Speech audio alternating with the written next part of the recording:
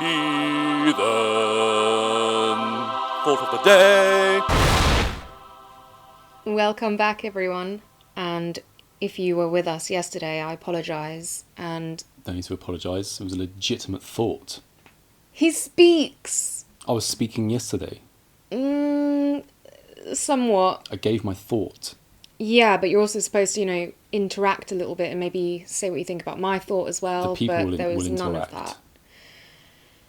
Okay. I'm going to start today. Okay. I've been thinking about books. I love Boring. books. And I feel like of all the art forms, I can't possibly say that I have a favourite. I don't know how I'd live without any of them. But I find books are the ones that, for me, close me off the most from the rest of the world. And they really draw me in. I like to read beer bottles, alcohol bottles in general, beer cans. I like to read cereal boxes. And I guess the occasional book. It's all magazines. Yeah, it's all literature. In fact, I get quite mad when there isn't just like a little story on the side of a booze bottle. What's that about? Yeah, why wouldn't there be? Well, once it's on more than one beverage, so the people that aren't doing it, why aren't they looking at the people that are doing it and say we should be doing this too? Because drinking's not just about getting lit up; it's about being informed. Okay, cool. So, what's in your mind today? You have to bear with me for this thought, because I only just come up with it, had to hash it out, so I haven't memorized any of it. So I was thinking, and I'm wearing the appropriate t-shirt as well. If I can't sell Heathen, maybe, just maybe, I could sell this. Now, like I said, bear with me. Exterior, beach bar. Night. Upon a makeshift stage, throngs of untamed ladies compete in a wet t-shirt contest. The music is raunchy, the crowd insatiable. Dozens of nipples grow erect against the flimsy, see-through, soaked white cotton of the contest tees. Shots are poured, beers are chugged, fists are raised. Commands are called from the crowd like it's war. Take it off! Do it, baby! Bring 'em out! Show me! Get some! We let the ladies do their thing for a minute, and as the contest builds to a crescendo, the camera fixates on two contestants in particular, played by Karin and Sydney Sweeney. They go shimmy for shimmy, hip thrust for hip thrust, hair swirl for hair swirl, coating the masses in slow-mo droplets of hairspray-flavoured water that illuminate in colour as they travel through the air, reflecting the classy, neon glitter-strewn establishment's decor. The crowd are on their feet, standing to attention in more ways than one. They demand a winner, even though it will bring an end to these raucous proceedings. The ringmaster calls out, "Ladies and gentlemen, the results are in, and by the narrowest of margins, your Areola Queen of the Weekend is Moxie." Moxie raises her hands in the sweet throes of victory. The other ladies have to give it up for their busty better, and one lady in particular takes it upon herself to personally congratulate Moxie on her glandular triumph. "Moxie, right? That's right. You were really great out there. Thanks. I didn't think I had a chance against you. Are you kidding me? Look at those babies." Ditto. The girls giggle and embrace in saturated mutual respect when an overzealous patron walks up to them stuttering incoherently.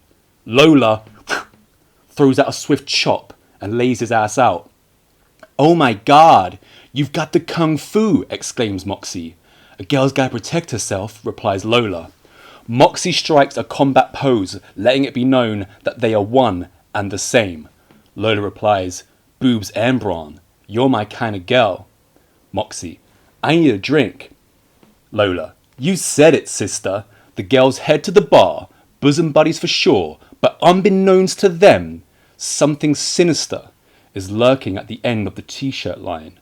Someone who's been watching them even closer than the men. A character so maniacal, so full of rage and jealousy, that she will stop at nothing to extract the giant milkers from our newest perky duo. She's bitter.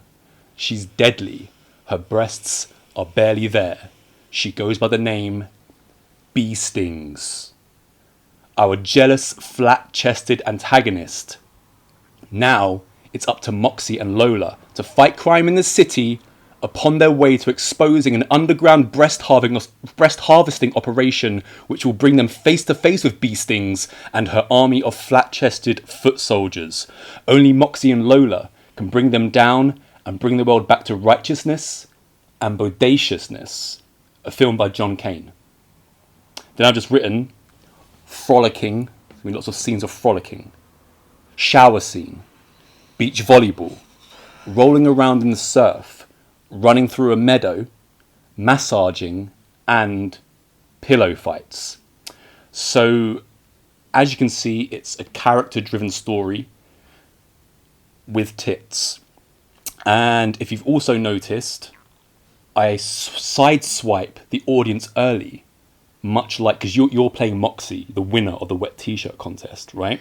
So I sideswipe the audience early, much like Wes Craven did with Drew Barrymore in Scream, because the audience, they're expecting Sydney, aka Lola, to win, because she's the established busty star, and you are the unknown, busty, but soon to be known star. So I think that would sell in the room. Here's $25 million. Go and make that movie. Yeah, I would sell that as American Pie meets Baywatch meets Charlie's Angels. There you go. With a serious softcore porn. What producer? No, there's no softcore porn. Sounds it, Johnny. There's no there was a lot of nipple mentioned right in the beginning. Well, that's because it opens on a wet t-shirt contest. How can I have a wet t-shirt contest and do it justice without showing nipples?